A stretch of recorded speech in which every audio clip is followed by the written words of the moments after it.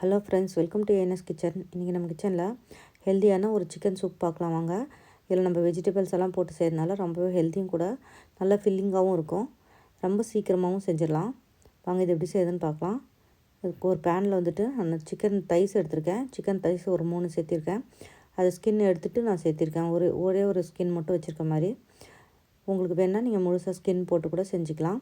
ஒரு ஆனியன் சேர்த்திருக்கேன், ஒரு கேரட்டு, கொஞ்சம் செலரி சேர்த்திருக்கேன், ஒரு பே லீஃபு, ஒரு 4 பூண்டு பல் சேர்த்திருக்கேன். ஒரு 1.5 லிட்டரு தண்ணி விட்டு நல்லா வேக வச்சுக்கலாம். ஒரு 20 நிமிஷம், 20-25 நிமிஷம் நல்லா வேகட்டும். உப்பு தேவையான அளவு சேர்த்திருக்கிறேன். செலரி இல்லைனாலும் பிரச்சனை இல்லை. நீங்கள் வந்து கொத்தமல்லியோட தண்டு சேர்த்திங்கனாலும் ரொம்பவே நல்லாயிருக்கும். இல்லைனா காய்கறி இல்லாமல் வெறும் சிக்கன் போட்டு கூட செஞ்சுக்கலாம். நல்லா ஒரு 20-25 நிமிஷம் நல்லா வெந்துச்சுன்னா உங்களுக்கு அந்த சிக்கனில் இருக்க ஜூஸ் எல்லாம் அந்த தண்ணியில் இறங்கி வரும். நம்மளுக்கு சூப்பு சாப்பிட்றதுக்கு ரொம்ப டேஸ்ட்டாக இருக்கும்.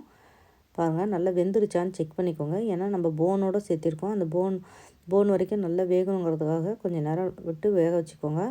பாருங்கள், நல்லா வெந்து வந்துருச்சு. இதை நம்ம வடிகட்டி எடுத்துக்கலாம். வடிகட்டிட்டு அந்த சிக்கனை மட்டும் நம்ம தனியாக எடுத்து நல்லா தனியாக பிச்சு எடுத்துக்கலாம், எலும்புலேருந்து தனியாக. பாருங்கள், நான் அதே பேனை தான் யூஸ் பண்ணுறேன். அதுலேயே வந்து வடிகட்டின அந்த சிக்கன் பிராத்தையும் சேர்த்திட்டேன். இப்போ சிக்கனை வந்து இந்த மாதிரி ஸ்ப்ரெட் பண்ணி வச்சுருக்கேன், அதையும் சேர்த்திக்கலாம். இப்போ அதில் போட்டு நம்ம காயை சேர்த்திக்கலாம். கேரட்டும் செலரியும் மட்டும் தான் சேர்த்திருக்கேன். அதுலேருந்து பூண்டு, வெங்காயம், பிரியாணி இலை எல்லாத்தையுமே எடுத்துட்டேன். இப்போ சேர்த்திட்டு லைட்டாக ஒரு கொதி விட்டுடலாம், அவ்வளோதான். இதுக்கு மிளகுத்தூள் 1 டீஸ்பூன் அளவு சேர்த்திருக்கேன். உப்பு மிளகுத்தூள் வந்து கம்மியாகவே சேர்த்திக்கோங்க. அப்புறமா கடைசியில் நம்மளுக்கு தேவைன்னா சாப்பிட்றப்ப எவ்வளோ வேணுமோ அவ்வளோ போட்டுக்கலாம், அவங்கவுங்க விருப்பத்துக்கு ஏற்ற மாதிரி.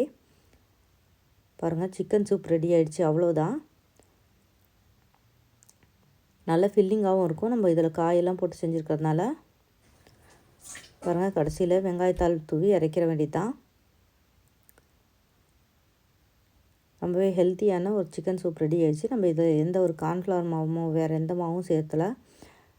வெறும் சிக்கனும் வெஜிடபிள்ஸ் வச்சு தான் செஞ்சுருக்கிறது.